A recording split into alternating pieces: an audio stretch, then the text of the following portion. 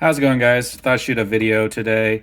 Not much going on the fines market. Live in Indiana. They did lift the restrictions today, but still no state sales. There was a couple garage sales I saw posted. Didn't look of any interest to me. But regarding eBay sales are very strong, and normally I haven't had the best luck on Facebook Marketplace. But the past week, I've probably sold around $400 worth of stuff that I would have taken to auction, and the prices are really strong. I think the stuff that I've sold, I actually got more money than I would get at auction if you based on the commissions you'd have to pay. And people have been actually showing up on time and buying the stuff. Uh, so that's been really good. I thought I've had a few comments over the past couple weeks. They wanted, some people in older videos making comments. They'd like to see more watch of my watch collection. Uh, my collection uh, grows and then diminishes over time. Stuff that I like, I'll keep for a while, and then when I get tired of it, I sell it. But I thought I'd show you guys. This watch box is probably the watches I wear. Well, this is the watch box of the watches I wear the most.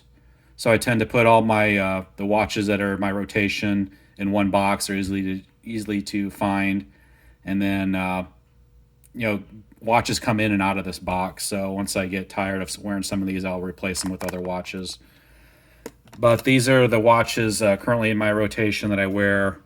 I wear all these watches probably at least a couple times a month, and then there's a couple that I wear usually probably 4 or 5 times a week.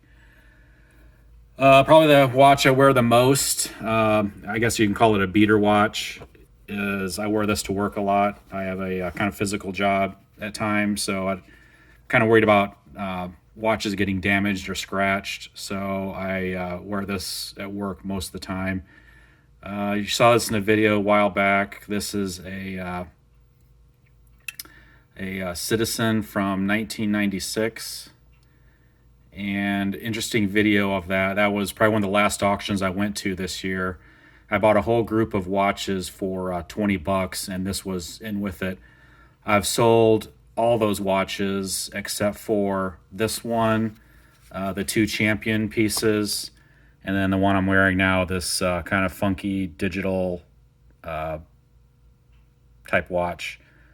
I get a lot of comments on this, people asking, what is that? Because at first they think it's an Apple Watch, but then they see the dots on it, and then people ask me, what is it? And I tell them it's a retro, like 80s, 90s watch, and they all think it's cool.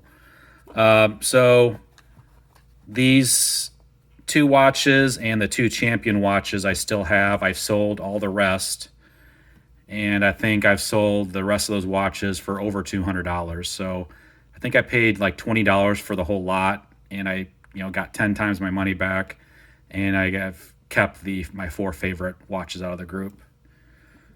Another watch I wear quite often is this Casio. It's the G-Shock.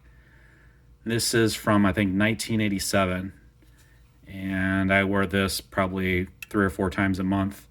This seems to be a good luck watch for me, so I tend to wear this when I go to auctions. For some reason, I don't know, I just seem to have good luck when I wear this. So I ended up picking this up at a garage sale like 4 or 5 years ago for 50 cents. So probably like $100 watch. So it's one of my favorite pieces. And then I have quite a few divers, sport watches that I wear. I got this within the past 3 months. It's a Vulcane. I wish it's a little bit bigger. It's kind of on a smaller size, so I don't wear this as much as some of the other divers. This is a horrible band on this one. I've never gotten around to changing it, but it's a Caravel. The same group as Bulova. So they call this a Devil Diver. And I think this one's from 1980. So wear that one. On that one, I dressier side, I go with the Omega Seamaster. You saw this in a video a while back. I paid like $3 or $4 for a whole bag of watches, and basically it was $1 per watch. So this is gold plated, and I think it's from the late 50s. Keeps a really good time. Even though this one doesn't work completely, the analog functions do not work. I think they just need to be cleaned. But the digital part does work. So I probably wear this at least a couple times a month. And then have these other dive watches, this Wittenauer, and then have a Hellbros. This is a late 60s Vietnam era watch. I believe this was a watch from the military. I guess you could buy these watches through the military during during Vietnam. Have this Endura, very nice cosmetic condition. It's like a kind of not a fake chronograph, but the functions don't really work very well. It's more for looks, I think. One thing about this watch, it ticks very loud, which is kind of annoying.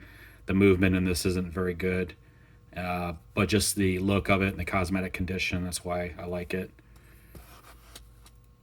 And then I wear this probably a couple times a month, only when I'm going to be indoors. This watch still needs to be serviced. I did polish the crystal. Looks pretty nice. The reason I do not wear it outside is it's missing a pusher. So there's a hole right there. So any type of dust, dirt can get in there and in with the watch movement. So I avoid wearing this very often. With everything being shut down, I have a local guy probably 30 miles away from me that he will be doing the work for me on that. So yeah, just a little overview of the watches I wear most often. 6 months from now, there could be some watches taken out of here and new watches that hopefully I'll find whenever the economy opens up and I can go to estate, garage, auctions, church, and other types of sales. So thank you guys for watching, and I'll see you next time.